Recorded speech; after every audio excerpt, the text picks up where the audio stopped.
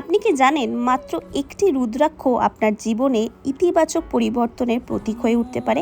আজ জানুন তিনমুখী রুদ্রাক্ষ সম্পর্কে বেশ কিছু তথ্য। এই তিনমুখী রুদ্রাক্ষকে শাস্ত্রে অগ্নিদেবের প্রতীক হিসেবে বিবেচনা করা হয়। অনেকের বিশ্বাস এটি আত্মবিশ্বাস বৃদ্ধি, মানসিক শক্তি অর্জন এবং নেতিবাচক চিন্তা থেকে বেরিয়ে আসতে অনুপ্রেরণা দেয়।